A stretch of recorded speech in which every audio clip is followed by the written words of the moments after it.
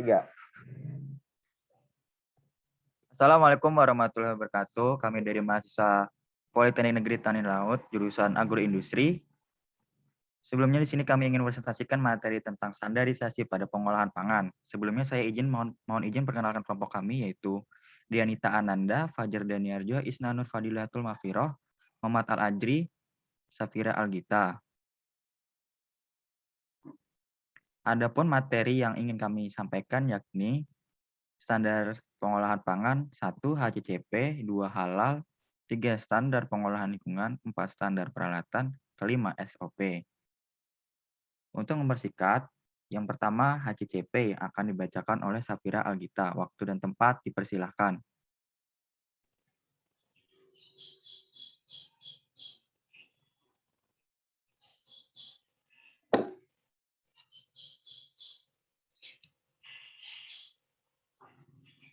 Baik, terima kasih. Di sini saya akan membaca tentang HACCP. HACCP adalah singkatan dari Hazard Analysis and Trickle Control Point, di mana ini merupakan sebuah sistem yang akan mengkontrol kondisi makanan sesuai dengan tolak ukur yang ditetapkan. Uji makanan ini akan cenderung kemungkinan akan bahaya yang ada dalam makanan tersebut, sehingga dapat dikatakan bahwa Hazard Analysis and Trickle Control Point ini adalah sebuah sistem jaminan mutu makanan. HACCP ini juga bisa dikaitkan dengan uji mutu terhadap makanan yang harus dilakukan, karena memang didasarkan pada kesadaran masyarakat akan makanan-makanan yang bisa membahayakan tubuh kita. Tujuan keberadaan HACCP ini sangatlah penting karena akan mengawasi peredaran berbagai produk makanan yang semakin banyak variasinya. Maka dari itulah HACCP ini hadir untuk membantu masyarakat dalam memilih makanan. Next.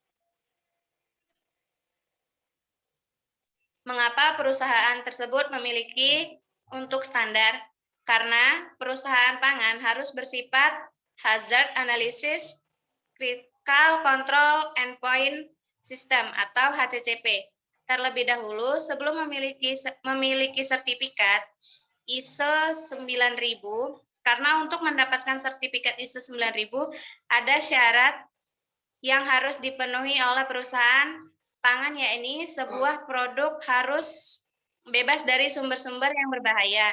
Akan tetapi, standar HACCP ini masih belum sepenuhnya diterapkan pada industri-industri kecil maupun industri rumah tangga. HACCP merupakan suatu metode untuk memastikan keamanan pangan melalui identifikasi dan pemantauan dari titik-titik kendali krisis selama proses produksi.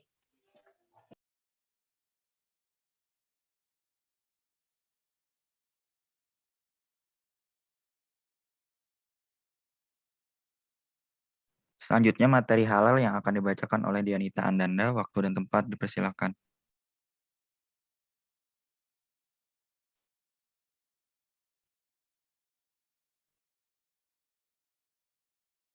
Baik, terima kasih. Standarisasi pangan halal adalah standar yang diperlukan untuk persiapan suatu produk sesuai dengan aturan agama di setiap tahap dari pertanian ke meja konsumen. Standar makanan halal, produk makanan hewan, tumbuhan atau kimia, bahan baku, aditif, bahan pembantu, komponen, metode pemprosesan, kondisi operasi, dan pengemasan. Tujuan pencantuman logo halal pada produk makanan dan minuman adalah untuk melindungi konsumen, hak-hak konsumen muslimin terhadap produk yang tidak halal. HAS 23.000 merupakan persyaratan sertifikasi halal yang ditetapkan oleh LPOM MUI guna sertifikasi halal suatu produk. Terkait dengan kehalalan suatu produk, Undang-Undang Nomor 8 Tahun 1999 tentang perlindungan konsumen telah memberikan perlindungan bagi umat muslim. Dalam pasal 8 ayat 1 huruf H, Undang-Undang Perlindungan Konsumen diatur bahwa pelaku usaha dilarang memproduksi dan atau memperdagangkan barang dan atau jasa yang tidak mengikuti ketentuan berproduksi secara halal, sebagaimana pernyataan halal yang dicantumkan dalam label. Mengapa perusahaan tersebut memiliki sertifikasi untuk standar keamanan pangan dengan label halal seyogyanya menjadi acuan bagi konsumen muslim untuk memilih dan membeli produk tersebut. Pencantuman tulisan atau pernyataan halal pada kemasan produk untuk menunjukkan bahwa produk yang dimaksud berstatus sebagai produk halal. Sertifikasi halal didefinisikan sebagai suatu kegiatan pengujian secara sistematis untuk atau mengetahui apakah suatu barang yang diproduksi suatu perusahaan telah memenuhi ketentuan halal. Sertifikasi halal ini diperlukan selain dari sisi ideologis, juga sebagai pendukung perekonomian sehingga produk-produk lokal tidak kalah saing dengan produk-produk luar negeri. Selanjutnya, standar pengolahan lingkungan yang akan dibacakan Isnanur Fadilatul Mahfirah. Waktu dan tempat dipersilakan.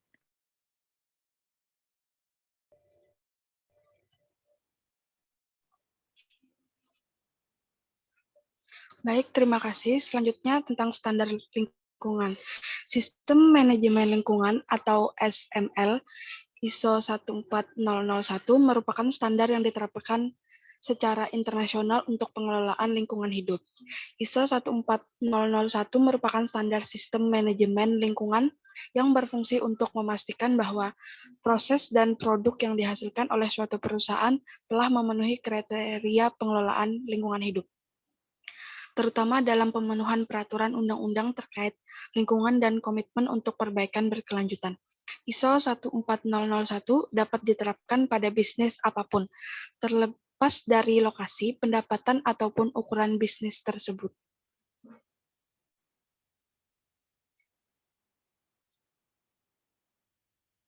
Proses sertifikasi dilakukan melalui pada tahun pertama dan kedua, serta audit recertification pada tahun kedua. Tahapan audit sertifikasi awal dan selanjutnya dilakukan audit surveillance. Perusahaan merasa perlu menetapkan suatu manajemen lingkungan untuk meningkatkan efektivitas pengelolaan lingkungan di industrinya. Selain itu, dengan menerapkan sistem manajemen lingkungan ISO 14001, komitmen manajemen perusahaan dalam upaya mengelola dan mencegah dampak lingkungan dari kegiatannya dapat dilaksanakan. Upaya untuk mematuhi peraturan perundang-undangan dan persyaratan lain terkait lingkungan dapat terpenuhi serta upaya perbaikan lingkungan secara berkelanjutan tetap berjalan. Mengapa standar lingkungan penting bagi keberlangsungan perusahaan dan lingkungan? Standar lingkungan ISO 14001 memiliki beberapa tujuan, diantaranya melakukan peningkatan kemampuan sebuah organisasi agar mampu memperbaiki kualitas sumber daya alam dan lingkungan hidup, memberikan fasilitas dan kemampuan dalam kegiatan ekonomi dan perusahaan agar tidak mengalami hambatan dalam berusaha. Standar peralatan. Standar peralatan terdapat dalam BPOM Republik Indonesia nomor HK 03123004122206 tahun 2012 yang berisi tentang cara produksi pangan yang baik untuk industri rumah tangga dengan Rahmat Tuhan Yang Maha Esa, Kepala Badan Pengawasan Obat dan Makanan Republik Indonesia. Adapun isinya yaitu mengenai persyaratan bahan peralatan produksi, tata letak peralatan produksi, pengawasan dan pemantauan peralatan produksi, bahan pelengkap dan alat ukir atau timbang. Prinsip mesin alat atau peralatan pengolahan pangan harus terbuat dari bahan-bahan yang sesuai. Dapat diuraikan sebagai berikut. Bill Gilly tahun 2005 dan tahun 2013 Sanitary Equipment Design Task Force tahun 2014. Semua bahan untuk mesin atau peralatan harus mempunyai permukaan yang bersifat inert atau tidak bereaksi, bersifat tahan karat atau tahan terhadap korosi, tidak berpori atau non-porous, dan tidak menyerap atau non-absorbent.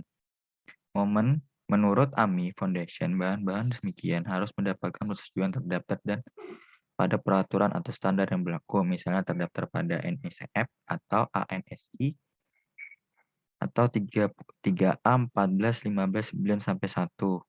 Bahan baja merupakan bahan yang paling umum digunakan. Baja yang digunakan adalah jenis baja tahan karat, contohnya stainless. Bahan plastik, maka bahan tersebut harus tetap utuh tanpa perubahan bentuk, struktur, dan fungsinya selama proses pembersihan dan sanitasi. Permukaan yang dicat dan atau dilapisi seharusnya tidak digunakan sebagai bahan atau permukaan kontak dengan pangan. Perusahaan harus memiliki sertifikat standar peralatan karena perusahaan pangan memiliki standarisasi peralatan berhubungan langsung dengan produk pangan yang akan diproduksi. Jika suatu perusahaan tidak memiliki sertifikat standar peralatan, maka perusahaan pangan tersebut tidak dapat beroperasi dengan baik dikarenakan peralatan bersentuhan langsung dengan proses produksi. Mengapa perlu dilakukan standar peralatan? Karena peralatan merupakan suatu komponen yang penting dalam proses pengolahan suatu produksi pangan yang digunakan dalam menjalankan proses produksi, apalagi perusahaan yang bergerak di bidang pangan. Ini merupakan hal yang sangat penting karena peralatan ini bersentuhan langsung.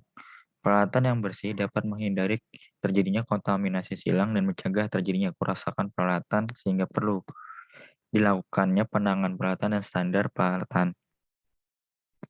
Selanjutnya SOP yaitu Standard Operation Procedure yang akan dibacakan oleh Muhammad Al-Ajri. Waktu dan tempat dipersilahkan.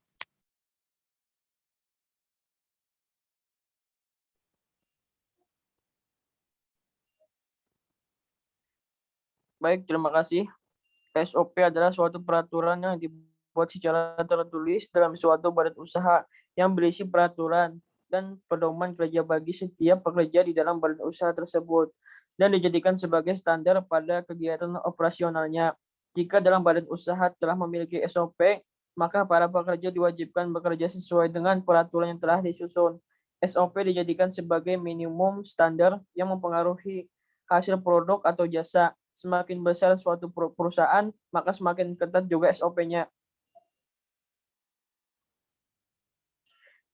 Mengapa perusahaan tersebut memiliki sertifikat untuk standar tersebut? Karena SOP kerja sendiri diwajibkan di setiap perusahaan karena memiliki beberapa manfaat bagi perusahaan dan para pekerja di dalamnya, yaitu meningkatkan dan menjaga nama baik perusahaan. SOP adalah pedoman dalam bekerja dan meningkatkan akuntabilitas. SOP adalah sistem yang mempermudah pengawasan tim, memberikan ciri khas pada perusahaan, memberikan dasar hukum yang jelas.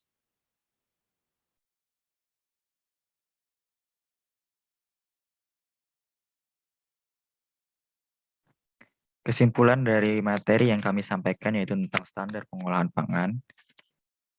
Dalam proses atau pengolahan pangan harus adanya standar pengolahan pangan yang meliputi HACCP, halal, dan standar pengolahan lingkungan, standar peralatan, dan SOP.